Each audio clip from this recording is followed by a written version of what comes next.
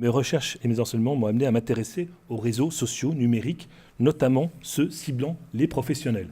Parce que j'enseigne aussi les techniques d'expression dans un master industriel, MQSE, à Bobigny.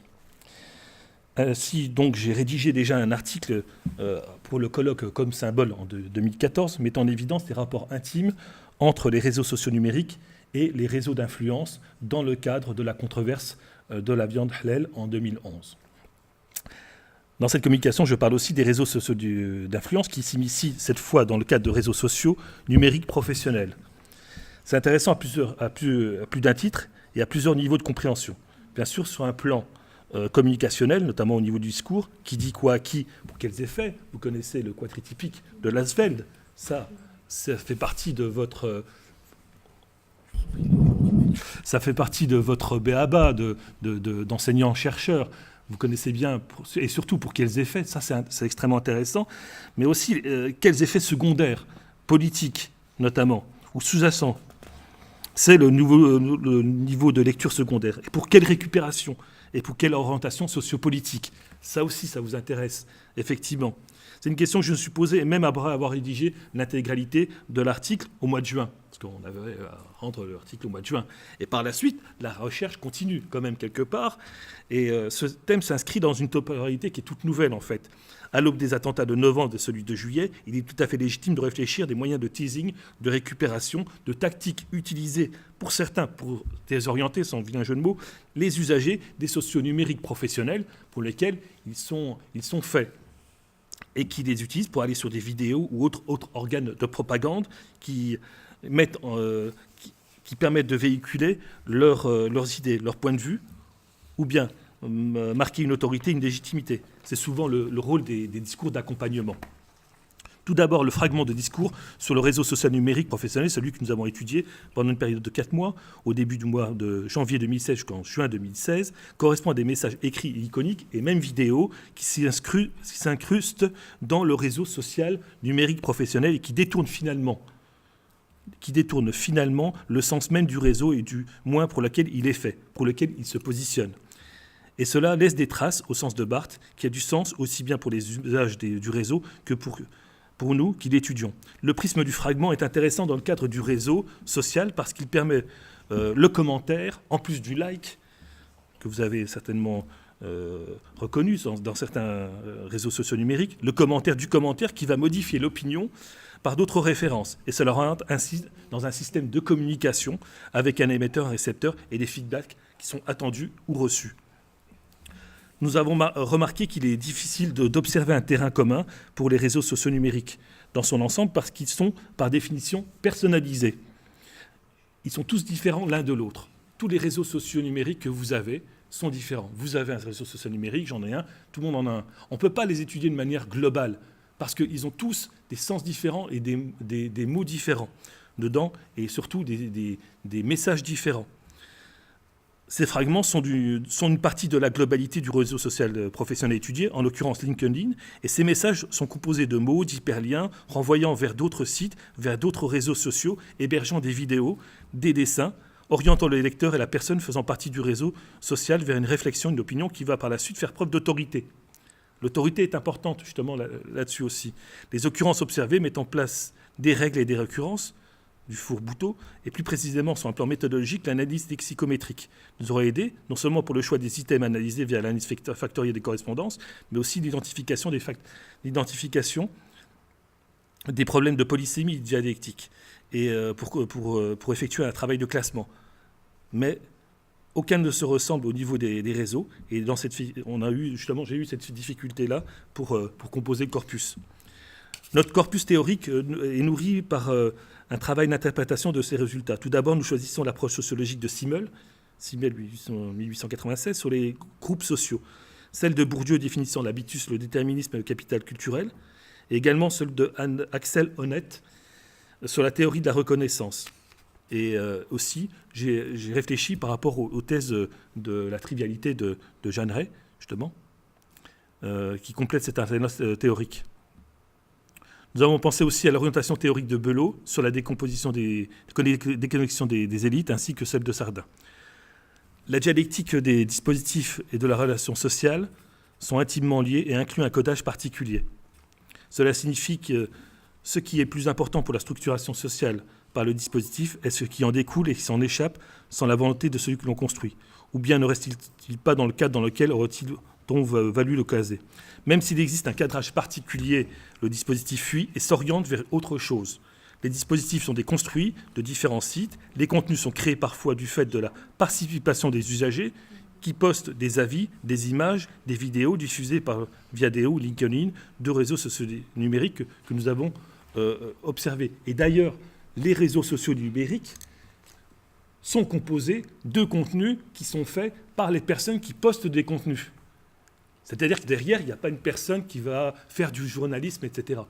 On verra par la suite qu'il y a quand même un travail quand même, en aval. Un autre relais existe aussi via les réseaux sociaux numériques professionnels moins connus. Là encore, il est difficile de contrôler la fuite du dispositif, parce qu'il y a une fuite du dispositif. Toujours au niveau du web et dans d'autres cas, nous remarquons ce même procédé. En effet, rapportés aux sites Internet, les sites 2.0 permettent cette fuite en avant, à contrario de sites plus statiques, dits institutionnels. Par exemple, le site The Chosen One phagocyte le site LinkedIn par un sujet racoleur. Je crois que je l'ai mis, attendez voir. Une page, voilà, c'est ça. Non, c'est ça. Par un sujet racoleur sur l'intimité sexuelle pendant le mariage, ce qui est autorisé et non par l'islam. Il est renvoyé sur un autre site qui s'appelle Vimeo, tout en sachant qu'il peut être visualisé directement sur le site LinkedIn. Finalement, il s'agit d'un prêche, parce que j'ai regardé aussi et j'ai essayé de voir ce qu'il y avait derrière. Il s'agit d'un prêche.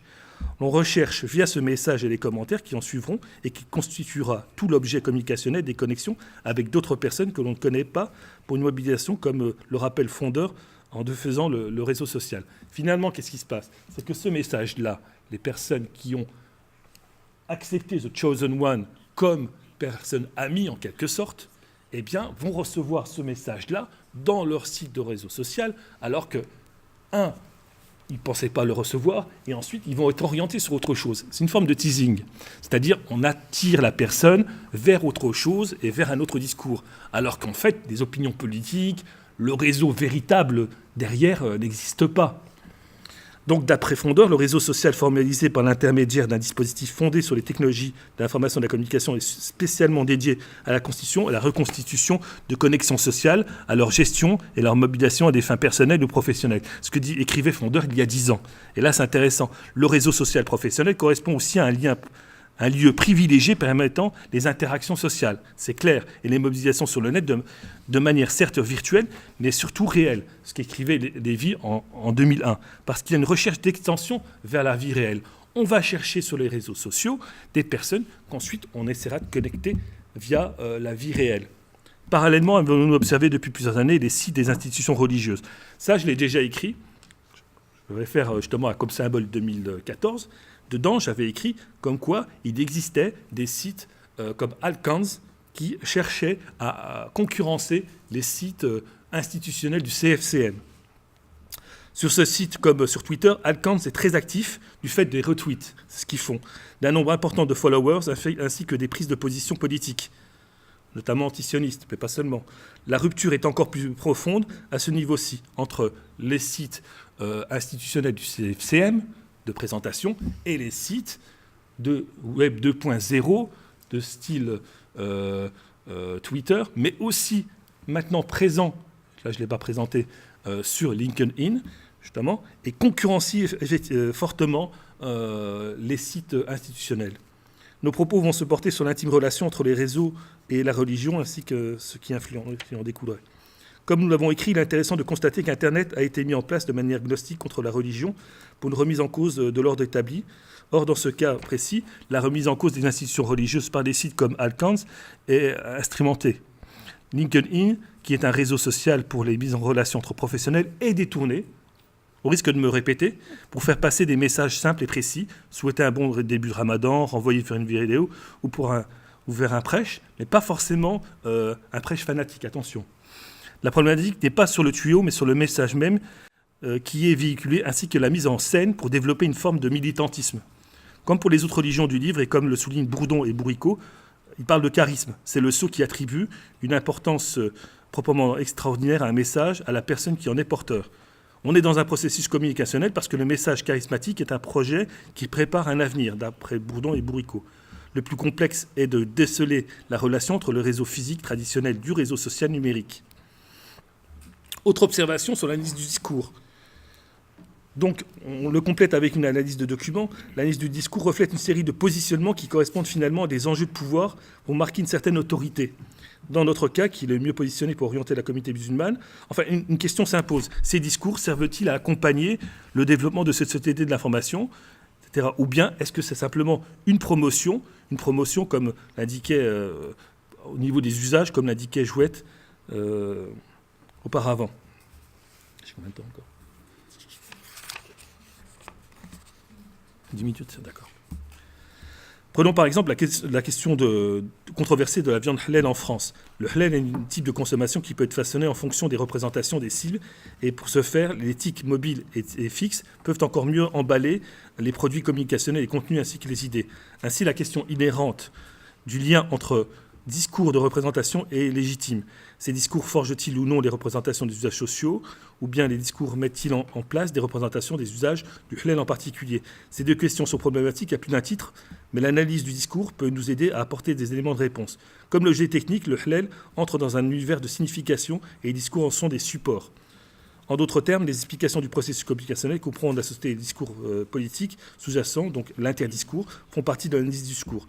C'est d'autant plus vrai que ces interdiscours entrent dans le cadre d'un processus de trivialité et également d'autorité. De trivialité, c'est-à-dire qu'un objet qui serait commun deviendrait véritablement un objet communicationnel et qu'on analyserait comme un objet communicationnel. On pense aux discours sous-jacents, mais aux discours antérieurs ou encore les discours qui en préparent d'autres. Autre exemple, celui de la finance islamique, que j'ai retrouvé aussi sur LinkedIn, je ne présente là pas tout de suite, non encore autorisée en France, mais présente à l'étranger. Le fragment montre une information issue de Yahoo News. Vous voyez ici, là vous avez un fragment qui concerne la finance islamique. Donc le fragment, c'est clair, il est sur LinkedIn. Ensuite, il est repris par une personne en Algérie. Alors, le premier en France, il est renvoyé en France. Il provient d'une personne qui est en Algérie qui va ensuite le discuter. Vous voyez ? Donc là, il y a vraiment un processus de communication et on reprend un fragment pour de discours pour ensuite le répercuter sur un autre réseau social pour ensuite le discuter avec les pages j'aime, commenter, partager et qui va développer d'autres discours. Vous comprenez ? C'est ça toute l'importance du réseau social 2.0, c'est-à-dire qu'il est presque, j'allais dire, prétorien, dans le sens où il s'alimente d'autres opinions, d'autres choses. Pour s'y mettre, la communauté va interagir en se donnant l'illusion d'apporter un élément contradictoire et non comme le signe breton. Il met en avant non seulement le lien social, mais également la transmission sociale et met en exergue l'individu, comme le souligne Jean Segui. Simmel traite de la religion sans remonter comme Durkheim sur l'origine du fait religieux. Elle s'inscrit ainsi dans une dynamique que l'on retrouve au niveau de la religion et de sa transmission, que l'on retrouve également au niveau de la reproduction de Bourdieu. Dans quelle transmission s'agit-il de quelle sécularité? Pour son référence, la religion musulmane en France, pour des locuteurs non arabophones, est transmise par l'oralité. Et le besoin religieux, religios, se fait plus par la fréquentation des musulmans que par rapport aux livres avec un grand L et au livre avec un petit L. Ne souhaitons pas entrer dans le débat du code switching étudié par Kim Prez entre la langue vivante, le maghrébin dialectal moderne et une langue ancestrale, l'arabe littéraire religieux, qui sur le plan d'oralité permet de repérer beaucoup d'erreurs d'appréciation. Pour encore mieux comprendre ce phénomène et en complémentarité avec les SIC, pouvons-nous utiliser les acquis de la sociologie de l'économie, parce que derrière, il y a aussi tout un dispositif économique intéressant qu'on pourrait étudier. Donc, pour finir, l'usager est un acteur à part entière dans ce réseau-là, et il y a véritablement une lutte d'influence. Dans notre article, et pour conclure, nous avons tenté de réfléchir sur la teneur communicationnelle des fragments de discours sur les réseaux sociaux numériques professionnels tels que LinkedIn, en observant le réseau sur une période de 4 mois. Ce sont autant de discours d'accompagnement disant des choses pour en exprimer d'autres, en fait. Ils disent des choses pour exprimer d'autres choses. Ils sont fragmentaires, mais représentatifs d'une émission de discours, dans un cadre qui ne leur est pas réservé, en fait.